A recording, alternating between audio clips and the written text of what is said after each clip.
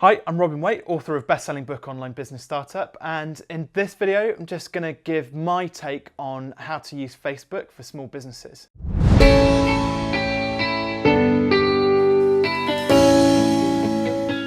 So first of all, I'm going to talk about the overall kind of Facebook strategy which I feel that you should be using. So I think really it's Facebook is about creating engaging content and making sure that you've got regular updates being posted on a regular basis.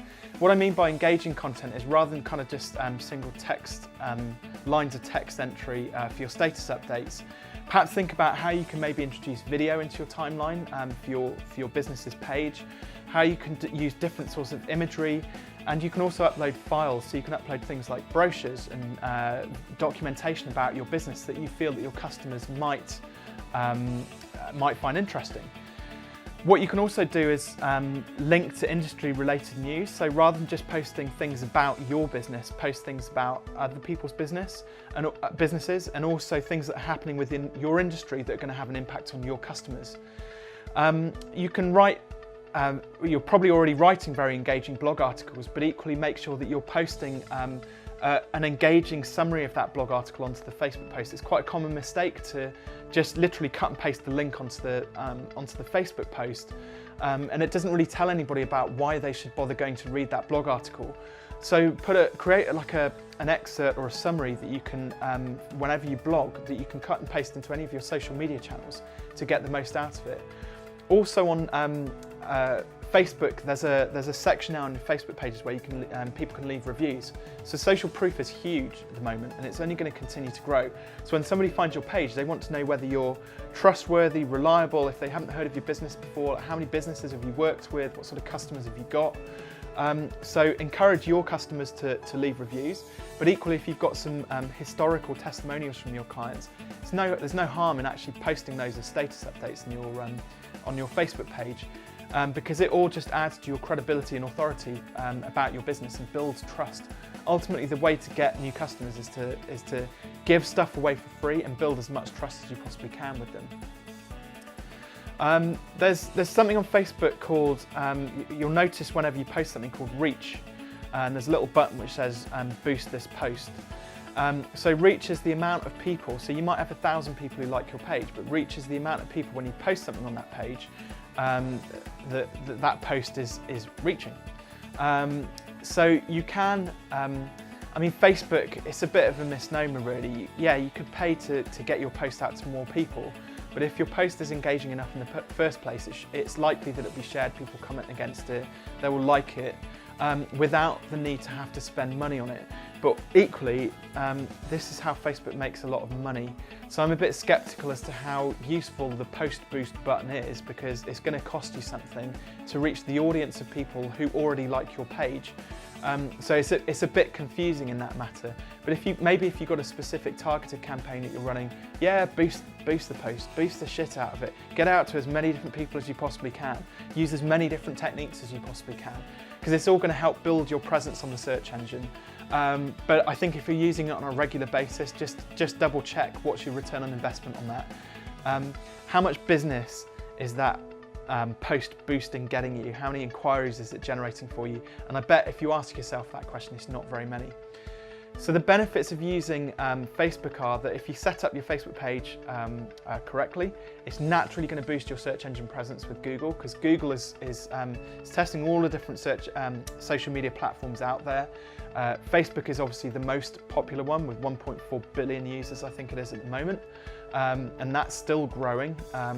At some point, I can't imagine that we're ever going to get to 7 billion Facebook users, but that would mean that my gran and my 2-year-old daughter are going to be using it, which I think is highly unlikely.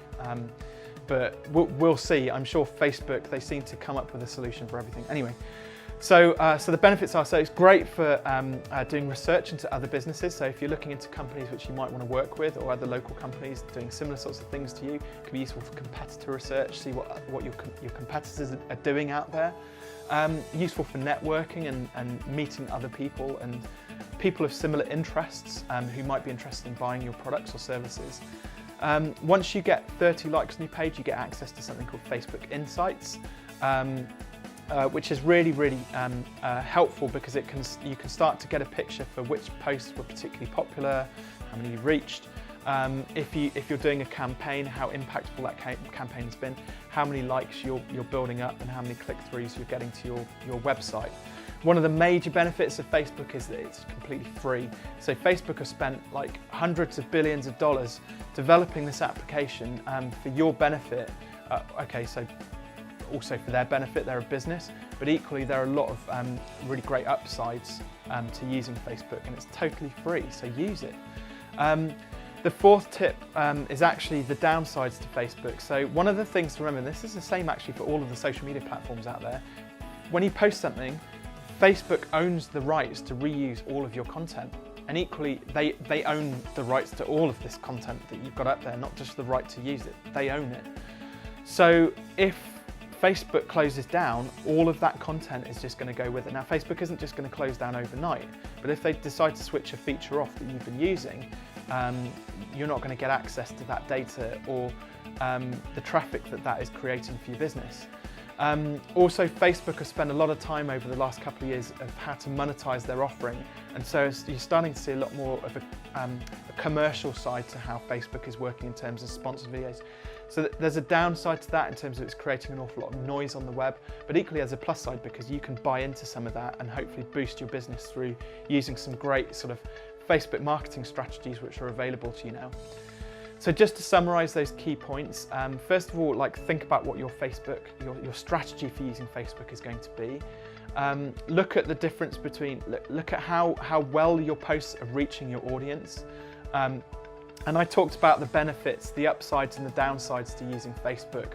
And it may or may not be right for every single business. A lot of business owners still think that it's a common misnomer is really businesses think that they're going to see no benefit to having Facebook. Well, if you could look out on the street and if you know that your perfect customer is a 45-year-old woman who is well dressed, drives a Range Rover, shops at Harvey Nichols, that's gold dust because you can generally look out on the street and see that person get out of their Range Rover, they're really smartly dressed and they walk into Harvey Nichols. Facebook gives you access to all of that demographic information.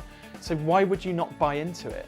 And equally on the business to business side of things, you know that the perfect person to target from a B2B perspective is that the CEO of a company turning over £100 million or more with 200 employees, etc.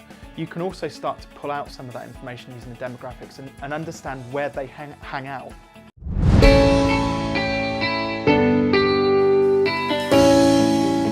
So I hope you found that useful. That's my take on Facebook for small businesses, medium-sized businesses, all sorts of different sized businesses. Hope you enjoyed it. Thanks for watching. Don't forget to subscribe to more videos. And if you've got any questions about my opinions on Facebook, then please do leave it on in the comments boxes below.